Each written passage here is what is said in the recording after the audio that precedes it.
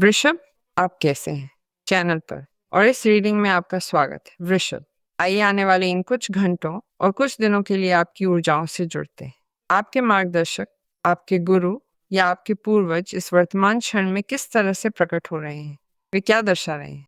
जो आपसे मेल खाए वही लें और अपना लग्न व चंद्र राशि भी देखें, क्योंकि वे मुख्य संदेश को पूरा करते हैं। अब आपके मार्गदर्शकों का ही संदेश। जैसा कि मैंने कहा, ऊर्जा ओरेकल के साथ ये आपके लिए क्या दर्शा रहा? खैर, जो ये दर्शाता है वो है प्रेम का फरिश्ता, और ये सीधे तौर पर उस सद्भाव और भावनात्मक संतुलन से जुड़ता है जिसे आप इस क्षण में प्राप्त करने का इरादा रख रहे हैं। 3949 एक ऐसी संख्या है जो अंक विज्ञान के दृष्टिकोण से भी आपके साथ रहती है। यदि आप रुचि रखते हैं तो इसे आपका भाग्यशाली अंक समझा जा सकता है। जानते हैं कि जब प्रेम का फरिश्ता प्रकट होता है तो सब कुछ एक अलग स्थान से महसूस होने लगता है। बेशक, अगर हम रिश्तों की बात कर रहे हैं तो ये अलग और सामंजस्यपूर्ण होता है, जैसा कि मैंने आपको शुरुआत में बताया था। चाहे आप किसी रिश्ते में हों या किसी नए रिश्ते की योजना बना रहे हों, ये एक चेतावनी है, ये एक समाचार है, ये एक निकटता है, और ये वे संबंध भी हैं जो आपको पोषण देंगे, चाहे वे व्यक्तिगत संबंधों के स्तर पर हों, दोस्ती के दृष्टिकोण से या पारिवारिक मामलों में भी। यानी यहाँ सामंजस्य है, और ये उस बात को थोड़ा सार्थक बनाता है जो आपको आश्चर्यचकित कर सकती है, जो आपको हैरान कर सकती है, क्योंकि इसका मतलब है कि आप सुंदरता और प्रेम की इस ऊर्जा से जुड़ सकते हैं जो आपके साथ बहुत अच्छी तरह मेल खाती है। विशेष रूप से हमें एक ऐसे स्थान से भी बात करनी होगी जो केवल अंतरंग, संबंध परक या युगल तक ही सीमित नहीं है, बल्कि इसे एक और दृष्टिकोण से भी ध्यान में रखा जा सकता है। जैसा कि मैंने आपसे कहा, ऐसे समय में जब आपको संबंधों के स्तर पर सद्भाव बहाल करने की आवश्यकता है। इसलिए यदि आपकी रुचि का व्यक्ति और आप किसी कठिन दौर से गुजर रहे हैं, यदि आप दोनों ये देख रहे हैं कि इस मामले को कैसे आगे बढ़ाना है, तो ये एक सुंदर क्षण है, क्योंकि ये फरिश्ता हमें इसके बारे में बताने के लिए नीचे आया है ना? सबसे बढ़कर ये आत्म प्रेम को ध्यान में रखने का भी एक स्मरण है ना? इस बात से कि आप व्यक्तिगत स्तर पर अपना मूल्यांकन कैसे कर रहे हैं और दूसरे लोग आपको इस समय कैसे देख सकते हैं। ये कुछ ऐसा है जो अनुमानित है, जो आगामी निकटता के रूप में दिखाई दे रहा है। इसलिए यदि आप इसके लिए तरस रहे हैं, यदि आप इसकी कामना कर रहे हैं, यहाँ तक कि गहरे रिश्ते की भी, तो फरिश्ता आपको ये बताने आया है कि ये इस समय आपके लिए उपलब्ध है। कोमलता का इरादा जो भीतर से निर्देशित होता है, इसीलिए मैं आपसे कह रहा हूँ, आत्म प्रेम के माध्यम से आने वाले मूल्यांकन का किसी तरह आपको ये पुरस्कार और ये प्रतिफल मिलता है। यहाँ बिना किसी सीमा, बिना किसी शर्त के प्रेम है जो व्यक्तिगत है और जो स्पष्ट रूप से किसी दूसरे व्यक्ति के संदर्भ में भी प्रभाव डालता है। कुछ ऐसा होने वाला है जो आपके लिए अप्रत्याशित है, प्रेम के संबंध में अप्रत्याशित। आइए देखते हैं कि फरिश्ते अब हमें क्या दिखाते हैं। ये हमेशा सामान्यीकृत रीडिंग होती हैं, लेकिन यदि आप मेरे साथ व्यक्तिगत रीडिंग लेने में रुचि रखते हैं, तो आप इसे मेरी वेबसाइट या एजेंडा के माध्यम से कर सकते हैं, ताकि आप अपनी पसंद की रीडिंग चुन सकें। आपके पास वीडियो में पता मौजूद है, लेकिन आपकी राशि के लिए एक फिक्स्ड कमेंट भी है जो आपको सीधे पेज पर ले जाता है। खैर, आइए देखते हैं कि कार्ड हमें क्या दिखाते हैं। अच्छा, मैंने तुमसे कहा था कि एक सरप्राइज, एक खुलासा है, और लो, ये रहा। अचानक बोध, यही है वो खुलासा या खोज जो इस जुड़ाव के साथ आ सकती है, या पूरी तरह निजी भी हो सकती है। जब हम सन्यासी की ऊर्जा में होते हैं, तब भावनात्मक परिपक्वता भी महसूस होती है ना? और जो अनुभव तुम्हें इस क्षण तक लाया है, वही अब तुम्हारे लिए अर्थपूर्ण हो उठता है। एकांतवासी की ये कार्ड वृषभ के साथ ऐसे समय चलती है जब उसका किसी ऐसी चीज से गहरा जुड़ाव बनता है जो अधिक ऊंची, श्रेष्ठ सी महसूस हो सकती है, और वो तुम्हारे लिए प्रेम का रिश्ता भी हो सकता है ना? एक व्यक्तिगत स्तर से आध्यात्मिक विकास से जुड़ने की शायद सबसे गहरी मंशा जन्म ले चुकी है, जो सच्ची लगती है।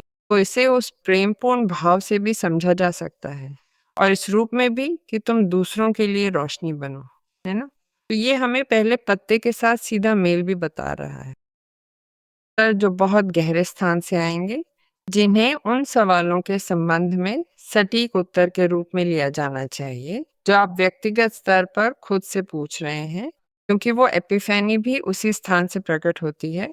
और ज्ञानोदय, है ना, आध्यात्मिक ज्ञान जानने की निरंतर खोज और इससे खुद को प्रबुद्ध महसूस करना। और यही हमें बताया जा रहा है, ये उस जगह से फिर जुड़ने का समय है, क्योंकि किसी न किसी तरह तुम हमेशा वहीं थे। अच्छा, तुम्हें एक बहुत सुंदर पत्ता मिला है, 3 छड़ियों का पत्ता। जब छड़ियों का 3 आता है तो वो समृद्धि में बड़े विस्तार की घोषणा करता है, उस चीज पर जो आप में से बहुतों के लिए अब पहले से ही एक स्थिर जगह बन रही है ना? वही। खैर, अगर मैं महसूस करना और ध्यान देना शुरू करूं कि मेरे जीवन में कुछ स्तंभ या एक ऐसी संरचना है जो मुझे सहारा दे रही है, और मुझे विश्वास है कि मैं योजना बना सकता हूँ, कि मैं एक अलग भविष्य देख सकता हूँ, कि मेरे पास विस्तार करने के लिए तत्व, संसाधन और उपकरण हैं। तो छड़ों का 3 मुझे यही बताता है, और जो मैं कर रहा हूँ उसके खिलने में मिलने वाले फल की भी खबर देता है ना? और ये कुछ हद तक उससे भी जुड़ा है जिसकी तुम अभी उम्मीद कर रहे हो, यानी आगे के कदम कैसे उठाऊं, क्योंकि सन्यासी बहुत रोशनी के साथ तुम्हारे मार्ग में तुम्हारा साथ दे रहा है। तो जो है, और जो मिल रहा है उसके साथ मैं आगे कैसे बढ़ूं। फिर वो पल आता है जब ऋषभ कहता है, अच्छा, सबसे पहले मैं खुद को पहले रखूं, क्योंकि प्रेम का देवदूत हमें इसके लिए बहुत सारा प्रेम दे रहा है, और मैं उस परियोजना को बढ़ा सकता हूँ जो जैसा मैंने चाहा वैसी निकलेगी। वो वैसी निकल चुकी है, वृषभ कहता है। तो अब यहाँ आगे कैसे बढ़ूं, कैसे फैलूं, कैसे जगह बदलूं, लोगों तक अपनी पहचान कैसे पहुंचाऊं, और ज्यादा लोगों तक कैसे पहुंचूं, अपने कारोबार और ग्राहकों को कैसे बढ़ाऊं। मेरे पास लोगों तक पहुंचने की क्या क्षमता है जिनकी मुझे आवश्यकता है, ताकि मेरा पैसा, मेरा काम और जो कुछ भी मुझे चाहिए वो बढ़ता रहे, वृषभ, ताकि मैं खुद को स्थिरता की स्थिति में देखना जारी रख सकूं। लेकिन ये निकट भविष्य में और अधिक विस्तार करने के लिए भी हो सकता है, क्योंकि ये सही ढंग से योजना बनाने का भी समय है।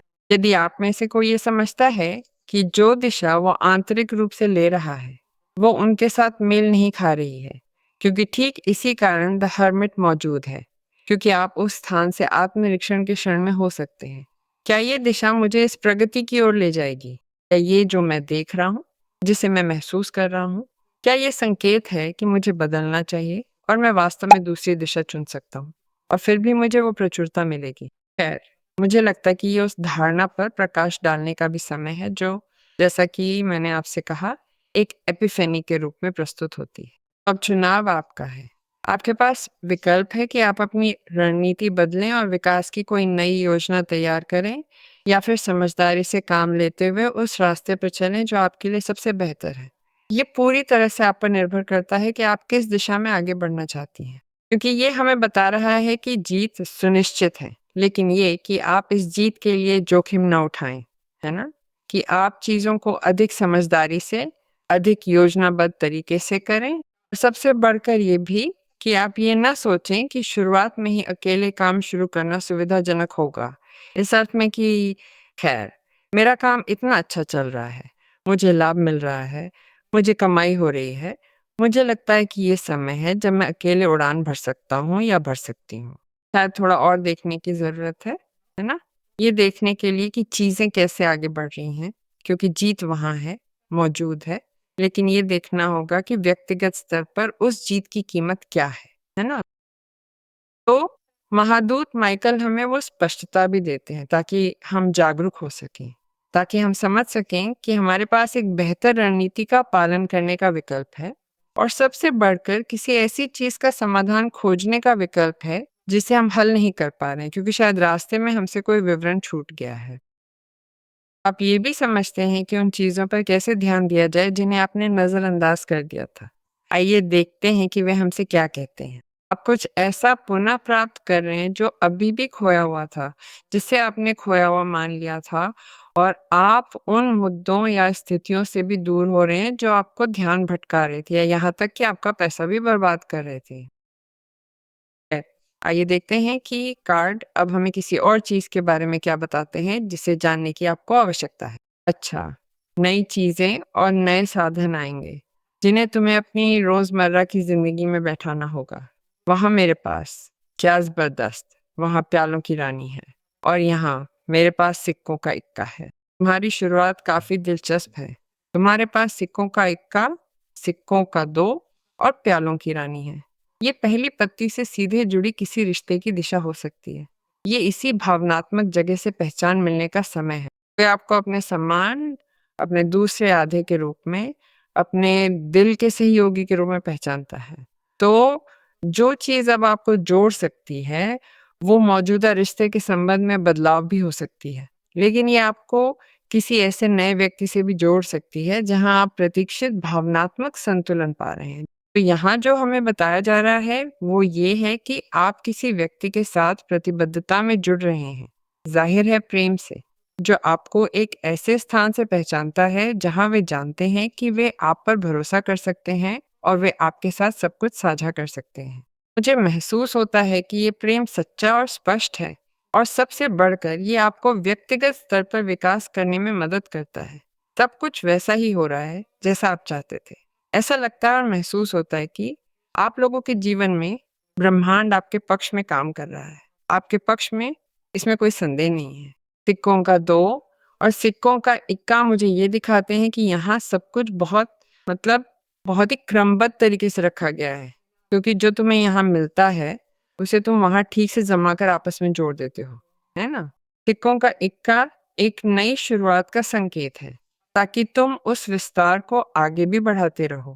क्योंकि मैंने तुम्हें पाठ की शुरुआत में ही कहा था कि तुम्हारे पास एक मजबूत आधार था, और वही आधार किसी न किसी तरह तुम्हें भविष्य की योजना बनाने में मदद करता था। और उस योजना में आपके जीवन में ऐसी चीजें आती हैं जहां निश्चित रूप से आपको कोई प्रस्ताव मिल सकता है, या आप एक नए तरीके से कार्य करके खुद को प्रचुरता से भरने के लिए तैयार होते हैं, और आप बाधाओं से बाहर निकलने के प्रति जागरूक होने के लिए भी तैयार होते हैं, बाधाओं से।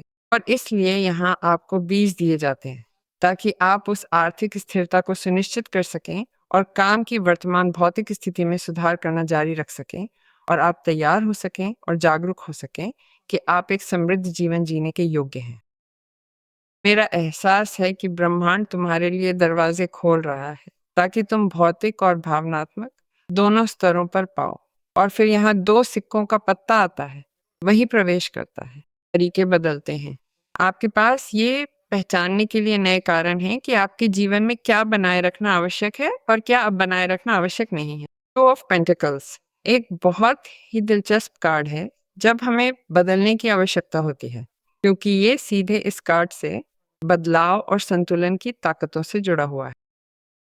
टू ऑफ पेंटाकल्स हमें ये बताने के लिए आया है कि कुछ अच्छा आपके जीवन में प्रवेश कर रहा है, और आप उस चीज को संभालने में सक्षम हैं जो आपके लिए काम नहीं करती है या जिसे बुरा माना जाता है, जो आपके लिए असंतुलन का एक संकेतक था, ताकि आप इसे निकाल सकें, इसे अपने जीवन से मिटा सकें, या इसे उस आधार पर व्यवस्थित कर सकें जो काम करना शुरू कर देता है। और ये आपको इस बात के प्रति भी जागरूक बनाता है कि आप स्पष्ट रूप से कुछ चुनौतियों की ओर बढ़ रहे हैं, क्योंकि आपके पास 3 ऑफ वैंड्स है।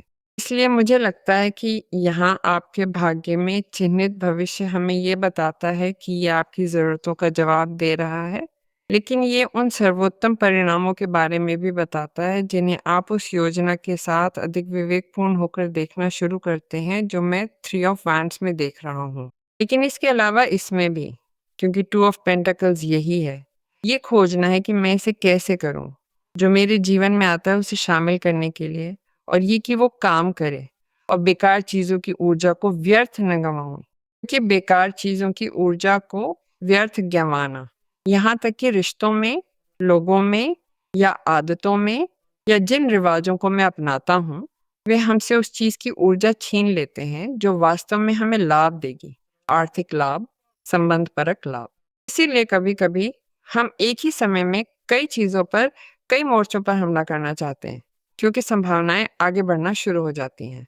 और मैं अपने जीवन की संरचना को बनाए रखने और खुद को अस्थिर न करने के लिए इसे कैसे करूं? खैर, बस ऊर्जा का सही उपयोग करके, और उस ऊर्जा का उपयोग उस चीज पर ध्यान केंद्रित करके जिसे मैं विकसित करना चाहता हूँ, लेकिन ये भी महसूस करके कि मेरे जीवन में मुझे विचलित होने की आवश्यकता है, मुझे अपना ख्याल रखने की आवश्यकता है, मुझे इस व्यक्ति के साथ समय बिताने के लिए अपने जीवन में समय शामिल करने की आवश्यकता है, क्योंकि जाहिर है कि ऐसा होगा।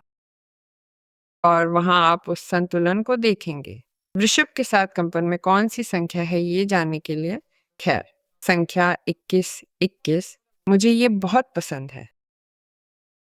ये अंक विज्ञान में संख्या 3 है और ये हमें बताता है कि आप रचनात्मकता और इच्छा शक्ति से जुड़े हुए हैं जो आपको सफल बना रही है।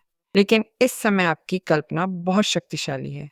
जो कुछ भी आपको चाहिए वो सब आपके सामने प्रकट हो जाता है ताकि आप चमक सकें, ताकि आप मुझे बताया गया है अपनी सबसे कीमती परियोजनाओं में से एक में बदल सकें। लेकिन आप किसी के साथ ऐसी बातचीत भी करेंगे जहां आप उन मुद्दों से निपट पाएंगे या उन्हें समायोजित कर पाएंगे जो किसी ऐसी चीज से संबंधित हैं जिसका किसी दूसरे व्यक्ति के साथ सपना देखा जाता है, जिसे किसी दूसरे व्यक्ति के साथ प्रोजेक्ट किया जाता है। आप वृषभ आकांक्षा की ऊर्जा में कंपन कर रहे हैं। आइए हम ये घोषित करें और धन्यवाद दें कि ऐसा हो।